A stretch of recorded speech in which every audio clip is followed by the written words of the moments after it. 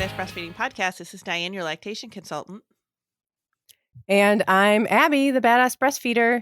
And today's episode is brought to you by Sheila Darling Coaching. Sheila Darling is a social worker, certified hypnotherapist, and mindfulness meditation teacher, and could be your start to a more peaceful life. And today's episode is also brought to you by Original Sprout. Original Sprout carries safe, effective, and pediatrician-tested shampoos, conditioners, styling, and body care products produced and packaged in the United States. And we'll hear more about our sponsors later, but these sponsors make this podcast possible. So if you can please head to badassbreastfeedingpodcast.com and check out our sponsor page. If you need anything, check there and see if you can give any of our sponsors your business. And while you're there, you can scroll down and enter your email address and get episodes sent straight to your inbox every Monday. And now Dianne has our review of the week. I do have our review of the week. It is from iTunes, and it's from Emily and Sean's mom. And she says that we are great to listen to from last trimester and beyond. I started listening to this in my last trimester before my second baby was born, and it has been super helpful, even for a second-time mom like me. And I breastfed my first until she was 2+ years old. It's so comforting and reassuring, and I love being able to jump around to topics that are coming up for me in this new breastfeeding journey.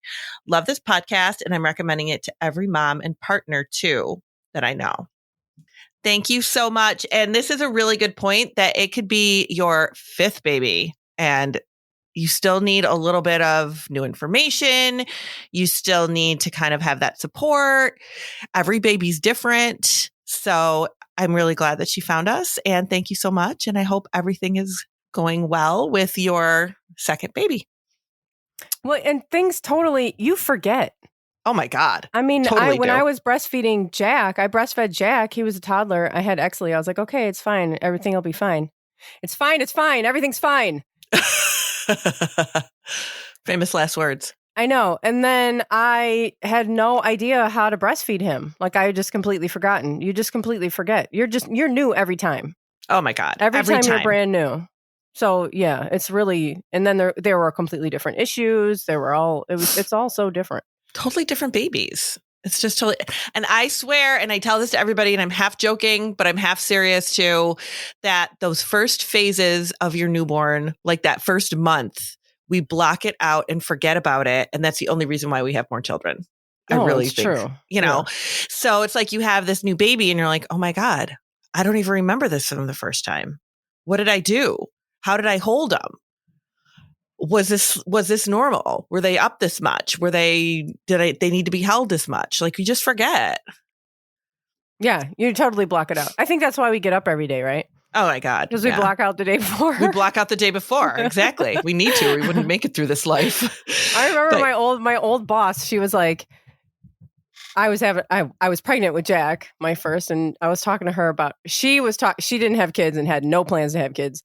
And she was talking about friends of hers that had kids. And she was, she went through the first kid with them, and then they got pregnant again. And she was like, why would you do that again? She's like, well, you just block it all out. I don't even remember. And she goes, well, I remember. I remember all of your problems. You don't count. Oh my gosh. It's true though. You totally block it out. Yeah. And my mom's always like, oh yeah, no, she talks so wonderfully about herself and my, childhood. And I'm like, what? And she's like, I don't remember that. I'm like, yeah, I know. Oh my gosh. You clearly don't remember that. Yeah. I love it when people tell me, oh, my mom said that I slept through the night as soon as I got home. My mom said that I wasn't a good breastfeeder. My mom said, I'm like, your mom is going back 30 years. It's not remember. She does not remember clearly what is going on. It's totally fine. Just go with your own experience. Yeah. But it's totally true. You need that help and support every single time. That's why we're here. Yeah. And that very much relates to our topic today. Oh my gosh. Which is a big thing that everybody is probably going to at least wonder about or go through. Because I'm sure you've met somebody who has gone through it. Yeah. Or thinks they have to go through it. Yeah. Has this been a pretty common thing, this whole tongue tie issue? Yeah. So let's go. Were you done talking? I was. Yes. Okay. I guess I was. Okay. Yes. No, totally was. Yeah. So thank you for the review. I'll put that out there again. Yeah, and you can leave them on iTunes. That helps us. Oh, yeah. Totally leave them on iTunes. It helps us. You can send us an email, carrier pigeon, whatever. It doesn't matter. Smoke signals. It all works. We just like to get the bat signal in the sky. Oh, the bat signal. Our logo. The baby giving the finger logo into the sky. Yes. We'll come and help. That would be fabulous. I need that. Diane's like, how can we project that? I know. I'm totally trying to think of that right now, too. I'm like, come on. Don't I know somebody that can do that? Come on. Someone with a giant moon projector. If anybody knows anyone, let me know. So we're going to talk about lip and tongue ties. I don't even know how to get started with this because it's so it's such a crazy, I feel like it's such a crazy topic. They're everywhere. Yeah, I know. And it's one of those things that I also think you see a lot suggested from like peer to peer, in the mom groups, the parent groups, the breastfeeding groups, the chest feeding, breastfeeding, chest feeding community. Online, whatever, kind of not supervised by lactation consultants or, whatever, it's like, well, my baby's having difficulty this. Well, they probably have a lip tie or a tongue tie. You should, get that clipped right away. That is a really good, I'm glad you brought that up because that is one of the things that we do see and that can cause a lot of problems. Yeah. Cause a lot of problems. The advice or the clipping of the advice because it's not, nobody's going off looking at your baby. They're just like, nobody's actually seen the baby. Nobody has seen the baby. And there are times where like people will post pictures, of those like super severe tongue ties, like those really rare, really severe ones. Mm-hmm. And like anyone could be like, whoa, that's problematic, but like that's not usually how it is. And also just posting a picture on social media is not like getting the actual like help or the, trying to decide with a professional what the appropriate intervention would be for that. Please do not have your baby diagnosed over a social media group. Yeah. That is just not the way to do it. And if there is a health professional in that social media group that diagnoses your child, shame on them because they're not supposed to be doing that. So you really need to have your child looked at if you're worried that this is an issue. Then see a lactation consultant in person. Even the videos, people will contact me and be like, can you tell this over video? And it's like, I can tell a lot by asking certain questions. But honest to God, when it comes to like a tongue tie situation, you want to be able to see that baby and see how their tongue functions because it's all about the functionality of the tongue. It doesn't matter what it looks like. I mean, sometimes it matters. I will say that. Sometimes it does matter. Like you said, those really extreme ones. Mm-hmm. But a lot of it comes down to functionality and how much movement your baby's tongue has. And you can't tell that by a picture. Can't see that just by looking. Yeah. I mean, when I had Jack, I didn't know anything about, that was like not something that came up. And I started to hear about them later. And I've been in the, the community, the social media, breastfeeding, chest feeding community for, I guess, 9 years now. And when I first started, I didn't really hear about this. Right. And then as the few years went by, it was everywhere. And every baby had a lip tie or a tongue tie. And a lot of babies were getting it clipped and, all that, the pretty invasive surgery or whatever procedure to get it. Not that it's not warranted sometimes because it totally is, but right. But it just became like the biggest trend really in the community where it was such a hot topic. So anyway, Exley was born. And Exley, I've told this story before, that Exley in his first week or so, the thing that first alerted me to an issue was that his poop it was like, how they start out with the greenish poop and then it changes to kind of more brown poop? Yeah. So his poop was still green and it wasn't changing. And so I was just like, I don't know. I'm looking on Google, and it says it should have changed by now, but I don't know.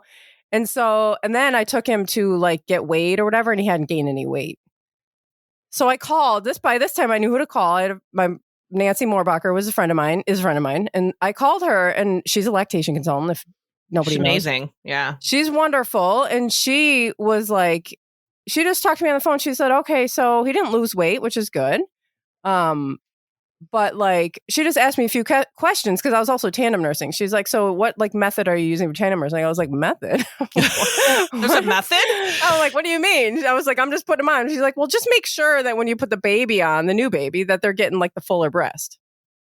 I was like, "Oh, okay." I wasn't paying any attention to that. And then, try a few things. And I had taken actually in person to another lactation consultant friend of mine. So I had like a whole, like the dream team on Exley's. But, and she was kind of like looking at him like, does he have she was like, let's see if he's got like, a little tongue tire situation or whatever. And so she puts him on the floor. She has him cry. He's like laying there crying. And she's looking at his tongue. And she was like, I'm looking to make sure that the tongue reaches the top of his mouth. And I'm looking at it, and I can see that it's not. And I was like, "Oh, well, so what do you think?" She goes, "I don't know." She's like, "I don't know. Basically, she just told me I don't know a bunch of times. And then so I went back to Nancy Moorbacher and took that information. And she said, well, I said, so she checked him and she said, well, what did she find? What did she think? And I said, well, it didn't look like his tongue was really reaching the top of his mouth. But then she just said she didn't really know. And so Nancy was like, well, let's just try a couple things, because that's just one clue. That's not like the end all be all of this situation. Correct. Like maybe he has a slight tongue tie. Maybe that is something that's happening. But like if we try to help him and help you to like transfer more milk, maybe it's just not a thing maybe it's not affecting anything. So I tried a few things that she suggested, like breast compressions and getting a deeper latch and, of course, starting him on the full breast, not just an empty one. Well, not that your breast is ever empty, but, just getting the fuller one while letting Jack kind of empty the other one. And he gained twice as much as he should have in like average. Mm-hmm. He like doubled what an average baby would gain in that next week.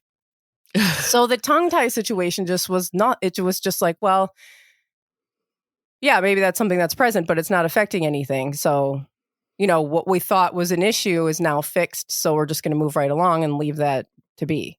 Right. And I feel like that's the correct way to look at it. Like you have to look at all the things.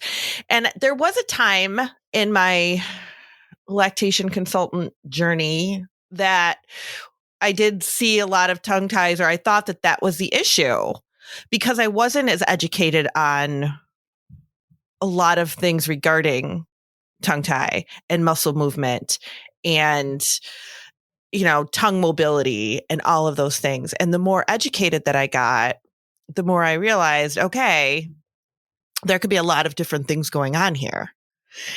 And sometimes you're right. Sometimes it absolutely is just, let's fix the positioning. And that might actually do the trick. Positioning plays a huge role in everything that's going on with your baby and how they breast or chest feed. Huge. So make sure the positioning is right is really important, because I have seen babies go through very invasive procedures and it doesn't help. It doesn't fix anything. It only makes it worse because that wasn't the problem to begin with. Mm-hmm. And that is really sad. And sometimes, and I've seen this too, where because those procedures can be invasive, those babies develop an oral aversion, and it takes a lot of time and energy and patience to get them back to the breast at all, because they just don't want to do anything. Yeah. So it can be really, really discouraging to go through all that and then have it not work. But you need to talk to somebody that really is skilled with it. You really do. And make sure that this is what you want to do and make sure that it's a necessary thing. Yeah. You don't want to like look at your baby, you don't want to be like, okay, I'm breastfeeding, everything's going fine. And then you hear about like lips and tongue ties and then go, oh my God, let me check my baby. Oh my God, I think they have a tongue tie. Oh my God, let me bring him to a specialist. But your baby was drinking, your baby's getting milk, everything's fine. If your baby's drinking milk and getting enough, transferring enough milk, that's the bottom line, right? Right. If your baby can get the milk out, then there's not an issue. So I have this really cool article that came. So I belong to a little group here in where I live. It's our like little feeding collaborative. And there's, a few people that work with breast and chest feeding parents in different avenues. So like lactation, there's speech language pathologists, there's chiropractors, there's craniosacral therapists. There's just like a bunch of different people in this group. And one of the things we do talk about a lot is because a lot of us work with the same patients. So we do talk a lot about lip and tongue ties and whether or not this is necessary, whether or not with this patient it's necessary, whether or not with this patient it's necessary. So one of them sent this really great, very recent article, like within the last year, about lip and tongue ties and the differences and stuff like that. And the stats are really crazy. So even though this is a very recent article, the stats that they're projecting here are from early in 2000. So it says, despite a stable U.S. birth rate, ankyglossia, which is a fancy word for tongue tie, diagnosis rose from 5,000 in the year 2000 to 33,000 in the year 2012. Wow. And frenotomy, which is the procedure that is done to release a tongue tie, frenotomy rates increased from 1,600 to 12,000. Wow. And often, it says here, often social media groups lead mothers to high volume frenotomy providers, which is exactly what happens. Yeah, I feel like this is what happens. We start to become aware of an issue, which is great, and awareness grows and all of that. But then throughout the process of this awareness, sometimes an overdiagnosis and overintervention starts happening. Because we don't really fully understand the scope of this. True. No, I was going to say, should we talk more about that and more about some of these stats after our sponsors? We should. Ooh. We'll be right back. Ah. Today's episode is sponsored by Sheila Darling Coaching. A new baby can add intense amounts of anxiety and depression. No sleep, feeling overwhelmed, looking at your sweet baby and wondering how this tiny human can cause so much chaos. The transition to parenthood is an entire identity shift you weren't prepared for. If one more person tells you that this time goes by so quickly, you might just punch them in the face. Transitioning to a new family member takes patience, self-compassion, and support. Sheila Darling Coaching can be that professional support that Dianne and I are always saying there is no shame in getting. Sheila Darling is a social worker, certified hypnotherapist, and mindfulness meditation teacher, and could be your start to a more peaceful life. Head to SheilaDarling.com to schedule your consultation today. Mention this Badass Breastfeeding podcast when scheduling your consultation and receive 10% off of a coaching package. And today's episode is also brought to you by Original Sprout. Original Sprout carries safe, effective, and pediatrician-tested shampoos, conditioners, styling, and body care products produced and packaged in California, USA. Scrumptious Baby Cream is a multi-purpose protective barrier baby cream to keep skin smooth and soft. Natural zinc provides an environmental defense, gentle yet ultra moisturizing for happy baby and happy skin. You won't need to worry about harsh chemicals irritating your baby's skin. All of Original Sprouts products are paraben and phthalate-free, vegan, and cruelty-free. Their proprietary formulas contain nourishing extracts from fruits, vegetables, and flowers that the whole family can enjoy. Made for babies, perfect for grown-ups too. Check out the entire line at originalsprout.com and use code BADASS for 25% off of your purchase. And these sponsors and their promo codes can be found in our show notes under this episode on badassbreastfeedingpodcast.com. Our show notes will also include further information about things we talk about in this episode, and at badassbreastfeedingpodcast.com, you will also find our breastfeeding resources, all of our other episodes, and information about scheduling your very own one-on-one online lactation consultation with Dianne. That is always a mouthful sentence. And a necessary one. A necessary one, yeah. Yes. Today's shout out goes to Shishi Rose.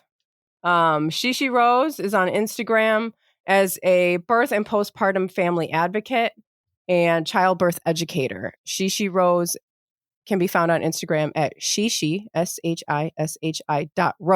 And Shishi is a super badass. And this Instagram feed is incredible.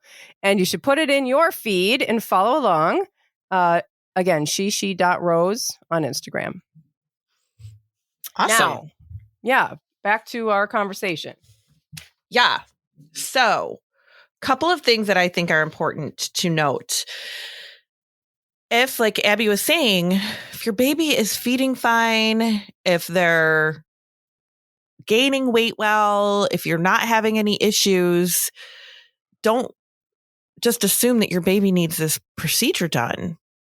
Really look into that and make sure that you are, you're not just looking for problems. I hate to say it that way, but sometimes I feel like that's what's going on. Like you said, they're doing well and they go, oh my gosh, does my baby have this problem? I think they might. What do I do now? I looked on the internet. This is what they told me. If your baby is doing well, then let's not jump to that conclusion. If you are having some extreme pain with the feeds, that's not going away no matter what happens, no matter how much stuff you try, no matter what you do, and your baby or your baby is not gaining well, then that might be something that needs to be looked into. Is that the problem? But it could also be that your baby is not coordinated. Babies often are not coordinated. They are having trouble getting their suck, swallow, breathe together and figured out. It could be that that's a problem. It could be that they have very tight jaw muscles and they are just clamping down. It could be that they are, still dealing with some birth trauma, depending on the way your baby was born. There's a lot of things that could be going on there. So the bottom line is, and this comes right out of this, this article that I was reading, the bottom line is, research does support performing frenotomy for classic ankylosing, which is the tip of the tongue, right to the tip of the tongue, for breastfeeding problems. And we need to advocate that mothers get more lactation support rather than more frenotomies. What it really comes down to is families do not have adequate support. That's what it comes down to. And we're taking our advice off of social media from people we don't even know, instead of investing in a good lactation consultant that can help you solve your problems. Yeah. And, how about we try, like in my situation, instead of trying to just say like, well, that could be the issue, let's go there.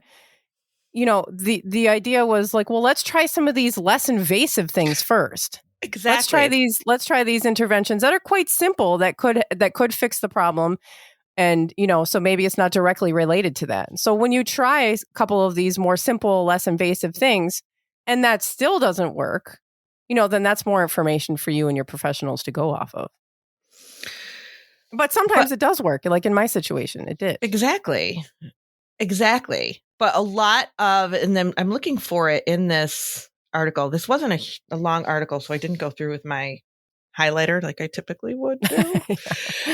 But one of the things that they were saying in this article, I can't find exactly where it was that there are so many other things that it could be, that just jumping to one conclusion could be just devastating.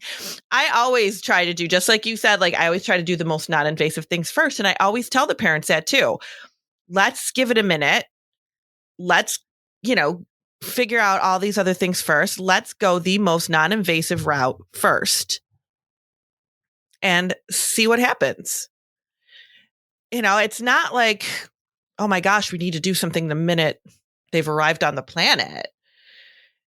We need to make sure the baby's, getting the milk. If there's an extreme issue, they're not gaining, mom's having so much pain, this is really what we're thinking is the problem, we're sure about it, then okay, that's different.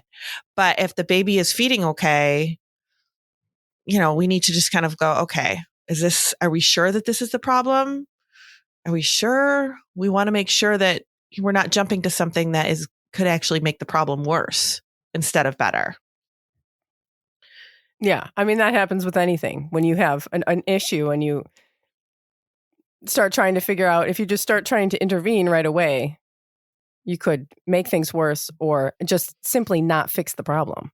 Right. Because if it's not the issue and then you go through the procedure and it's not, that wasn't the problem, then the problem's still not solved. Exactly. Now you have two problems to solve.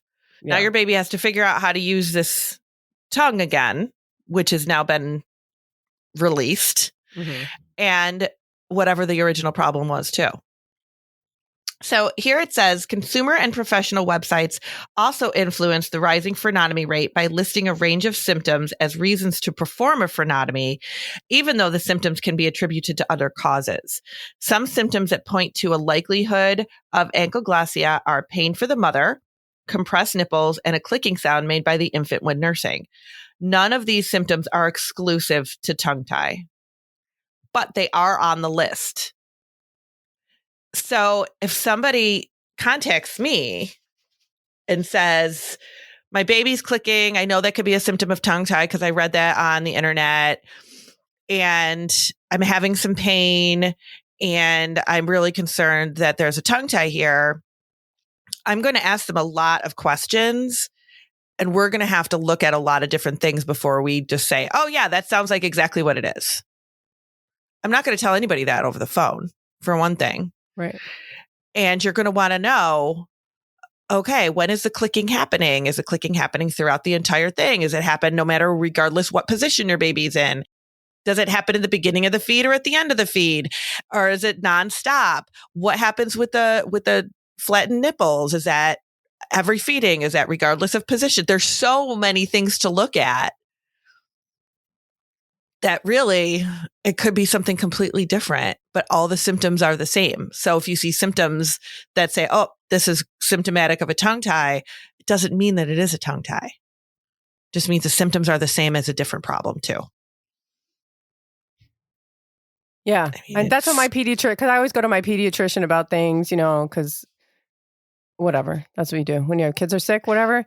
And I'll be like, oh my God, but isn't this? I'll read on the internet, whatever that WebMD said about this thing. And, I'm like, but what about this? And he's like, that's not this situation. I'm like, oh, yeah. Okay. And it's just the internet doesn't know your child. And I never really fully was absorbed what that means, the internet doesn't know your child and your specific situation. And it's like, well, my kids are pretty healthy. We don't have any major health issues. So that doesn't apply to me. Well, it does, because there's all kinds of things that could be going on, all kinds of other things that this very experienced medical pediatrician is going to ask me that the internet is not going to ask and not going to know and not going to be able to apply. So even though I don't have major health issues in my family, it still doesn't know how to apply the information to my specific situation. So he's just like that. He'll be like, that has nothing to do with this. I'm like, oh, okay. The internet can be a blessing and a curse. And we know that. I mean, Seriously. We all know that, because it's great to be informed, but sometimes we get over-informed on the wrong thing. We do get over-informed. I feel over-informed on the daily. Mm-hmm. Yeah. Just about anything. Just the news feed is overwhelming. And then you see one headline about something. And then I'm like, oh my God, everyone in my family has this. And then I freak out about it. And it's just it's hard to be in this information age. It really is. There's a lot happening. And then people will ask me, new families will ask me, well, if I don't address a tongue tie, does that mean they're going to have speech issues? I can't tell you what's going to happen with your child when they're 8. That's not a fair question to ask anybody. And I don't tell people that. I mean, I tell them the research is, inconclusive, or, I've talked to speech therapists who've said that they don't think it causes it. I've talked to ENTs that say they don't think it causes it. I've talked to other people that say they think it does cause language issues. There's no guarantees anywhere in this life. There really isn't. So I to ask a lactation consultant, or really any provider, what is this? If I leave it alone, will my child have problems 7 years down the line? We don't know. We can't answer that. We just don't know that. And the same thing with lip ties, because a lot of times people ask about lip ties. Is this going to cause interference with their teeth? I mean, maybe, depending on the severity of the lip tie, but not necessarily. Right. I mean, it's, And that's not a reason to kind of move forward with the intervention if it's not what is causing any issue right now. Right. Like maybe this tongue tie quite possibly, probably not, but maybe could interfere with speech down the line. That's not a great reason to proceed with a procedure right now. That may interrupt your breastfeeding relationship. Which may interrupt breastfeeding, with a baby that's trying to figure out how to be in this world, Yeah, I've heard that too. Mm-hmm. And it's just, lots of things could possibly cause other things. Yeah. I mean, I have definitely had situations where having the tongue tie revised did help. I've had, but I mean, I've dealt with thousands of families in the last 15 years. So I have seen it where it does help, and it was a necessary procedure. And then I've seen many times where it was not a necessary procedure and it really caused a lot of problems. So I would make sure, I mean, the bottom line with this episode is get support from an actual lactation consultant, because this is another thing too, that a lot of pediatricians, I mean, they're just kind of go, I mean, they don't know how it impacts breastfeeding necessarily. No. So you really need to get support from somebody who knows. Yeah, I think that's the other thing that happens too, is like dentists. They'll be like, oh, this is an issue. We need to fix this. Just because they see it, even though it's not really impacting anything. Mm-hmm. And then they make the recommendation to have it revised when maybe it's not necessary at all. Right. But they'll do it. They will. Yeah. So if you've gotten a revision, like a tongue tie revision, and now you're freaking out, don't freak out. Don't freak out. Sorry. We didn't mean to freak you out. Oh my God, it was probably not necessary. You probably messed everything up. That's not at all the situation. The situation is everybody's going to be fine. Your breastfeeding it'll work out, and it maybe was the problem. Maybe very well was the issue. And you probably know for yourself that, how confident you are in that it was the issue and whether it's helping or not. And if it's not, or you kind of feel like you run into a situation that you're still having issues, well, then you just get the same help and support that you would have before, from a lactation consultant can help you be successful at breastfeeding. That's really what it comes down to. We just don't want you getting information in the wrong places, and we want you to get the right help and support you need. And honestly, your parenting instinct is going to take you far. And I have a lot of families who will say, is this impacting breastfeeding or test feeding? If it's not, I don't want to do anything about it. I don't want to do anything. Okay. That's great. That's fine. Yeah. And I just kind of assess the situation and tell them what to watch for. And, but your parenting instinct will kick in with stuff like this, and you will know what to do. But don't take advice from people who don't know your baby. Right. I mean, if you happen to have posted in one of those groups and somebody said they think your baby has a tongue tie, don't freak out, because they don't know. They don't know at all. Somebody really needs to have hands on and see what's going on with your baby. And even then, that's what Abby did. Abby took her baby to somebody, and even then that person was like, I'm not quite sure. And I've said that to parents too. You know what? I'm not quite sure, because it could be this, or this too. Yeah. So why don't we not jump to conclusions and just try a couple other things first? Exactly. And that's what worked. What if she had said to you, oh, this is what I think it is. Quick, go out and get a revision. and that wasn't the problem. Yeah, I would have gotten a second opinion, I think. Yeah, Because you can do that too. absolutely. Ask a lot of someone questions. else. Yeah. Yep, absolutely. So good luck.